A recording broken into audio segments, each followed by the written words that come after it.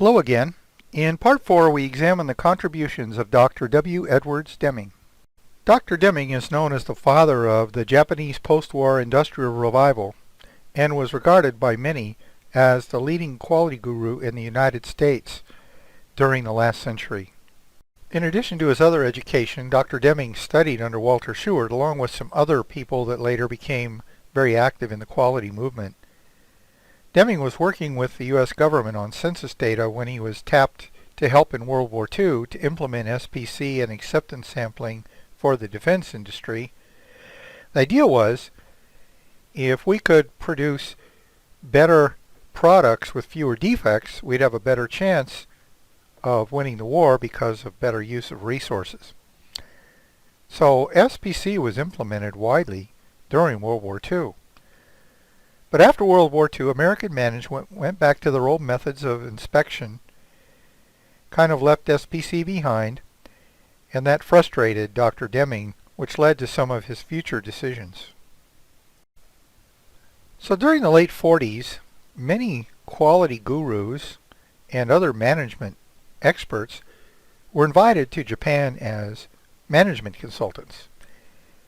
Deming went over there and guided the Japanese management on how to implement statistical quality control and how, if they did so, they could become powerhouses in the world of manufacturing. He did that, and over the years he was given many awards, which frankly he didn't really care about.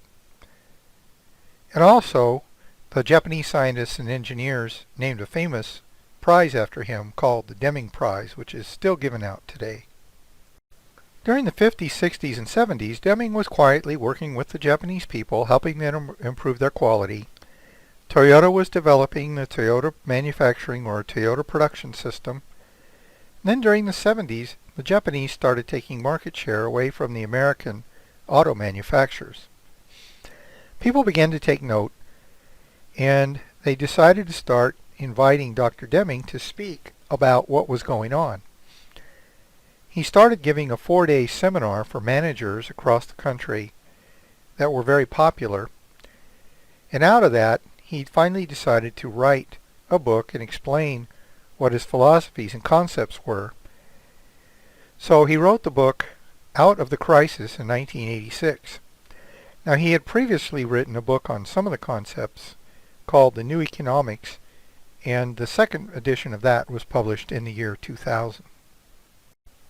In Deming's books and in his 4-day seminar, he expounded on what he called 14 points for management. And these were 14 points that were the basis for the transformation of American industry. It wasn't really simply a matter of new ways of solving problems, but a whole way of thinking about systems and changing the culture within a company so that systems improvement could take place. The 14 points apply anywhere, to any size organization, whether manufacturing or service. Another thing to point out is the 14 points really weren't a roadmap, but really a set of points for management to consider in order to implement their own transformation. Here's a list of Deming's 14 points. I'm not going to go over all of them in detail, but let me point out a few things. The first 5 are basically aimed at making improvements to the whole system and looking at prevention instead of inspection as a way to get productivity. It takes management some determination to do that, and that's what he's referring to with number 1, create constancy of purpose. He also was a big believer in treating people well, eliminating fear, instituting training in order to get productivity out of employees. He also wanted to break down barriers between departments because otherwise you couldn't make systems changes. Deming really hated slogans. The reason that he didn't like them was because they were aimed at trying to get people psyched up to do their jobs better, when really most of the problems weren't with the employees and how they were doing their jobs, it was with the system in which they were operating. He also didn't like numerical quotas because they usually did not help improve the processes or have any long-range significance. So anyway, you can look these over, and if you want, there's plenty of resources available if you wanted to dig deeper. But this was the basis for what Dr. Deming was teaching. Deming also taught the use of the PDCA cycle, which Stewart had developed. Deming was a big believer in it. His idea was that anytime you had a problem, or anytime you had an idea for how to make something better, you had a theory that needed to be tested. If you tested your theory and it proved to be true, then that was great. If you tested your theory and it proved not to be true, that was okay too, because you now had new knowledge and your next theory had a chance of being even better. So the PDCA cycle is a way of testing out theories that will make your process better. First, you plan some way of checking it out, gather data, analyze the data, and make a decision about whether or not the idea works or not. If it is, implement it. Continue to measure, see if the changes take place, and then finally act. That is, standardize the change if it's desirable. The big point is that after you do this, you continue to do it over and over again, and that's where you get continuous improvement. The PDCA cycle is a good lead-in to this slide, which is about Deming's system of profound knowledge.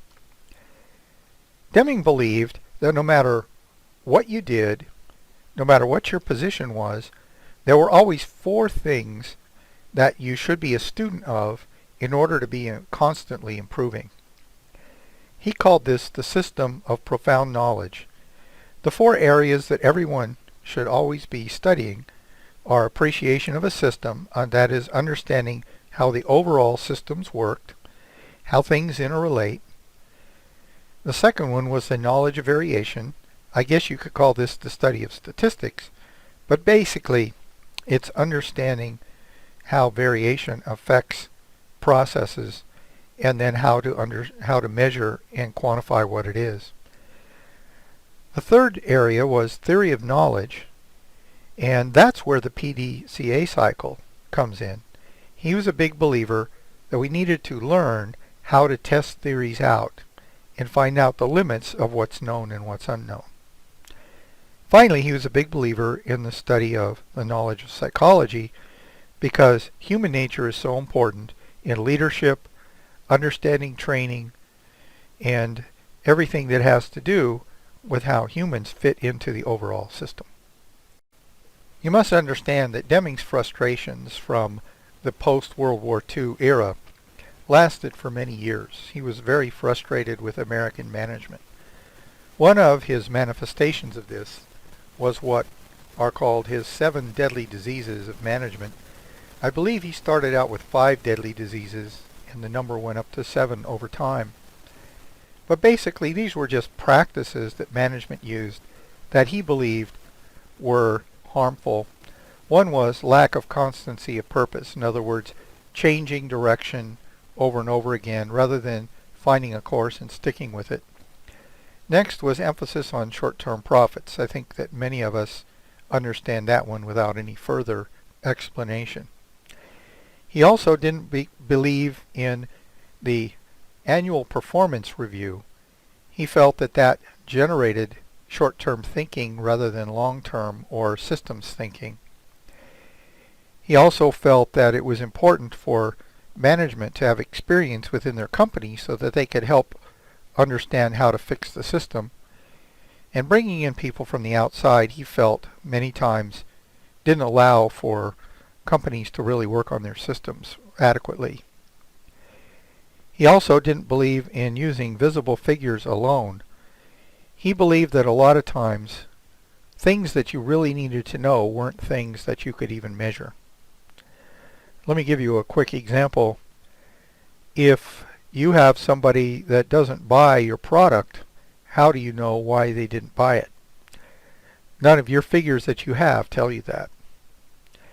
He also believed that excessive medical costs were an issue, and I must say that was a little bit prophetic because he said that long before it became as big a problem as it is today.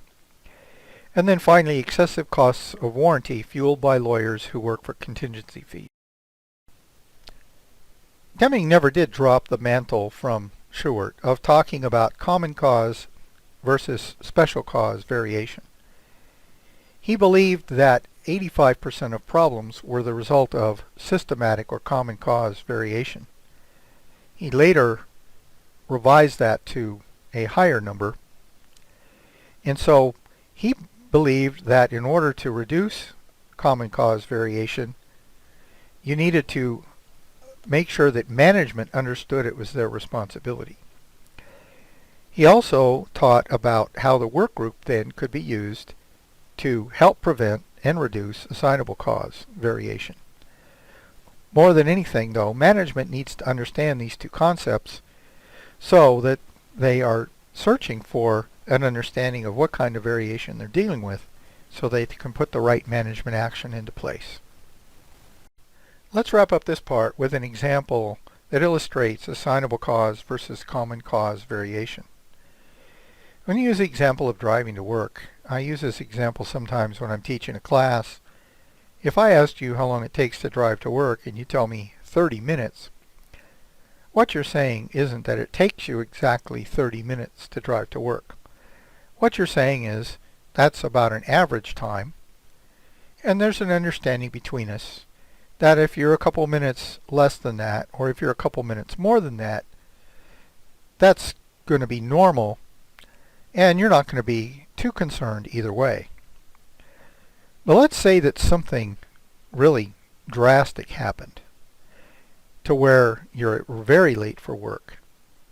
That could be a big problem, and that would be an assignable cause type of variation. So let's say that in driving to work you're going through different traffic signals. Some you hit, some you miss. It varies every day. Sometimes you have a few cars in front of you, sometimes you have more than that.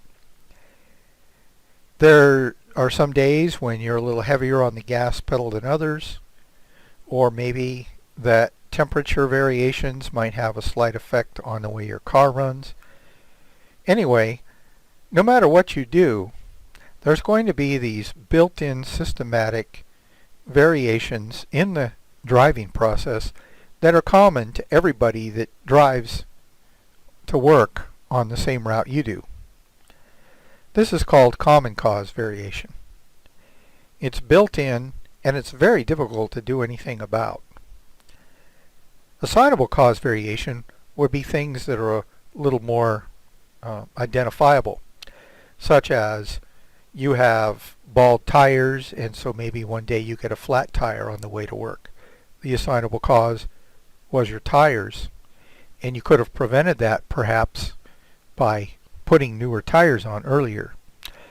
Perhaps getting a speeding ticket, a traffic ticket of some kind, or having an accident. Those are examples of assignable causes. So with every process we have built-in variation, which requires one kind of management action, and we have common cause variation, which may or may not be controllable, but at least those that work with the process are the ones that have the best shot of doing something about it. Going back to my example of the car, let's suppose that driving to work in 30 minutes, plus or minus a few minutes, is not acceptable. Suppose you want to get there earlier. You could change the system. You could move closer to work, or perhaps you could leave in the middle of the night and get there very quickly. Of course, you'd be way early, but you can change the system in a big way. The common cause variation is management's responsibility. Taking care of the identifiable problems is usually the job of the people that are closest to the problem. That would be the workers themselves, their immediate supervisor, any maintenance or engineering people that work in the area. Those are the people that need to put their heads together to take care of those kinds of problems.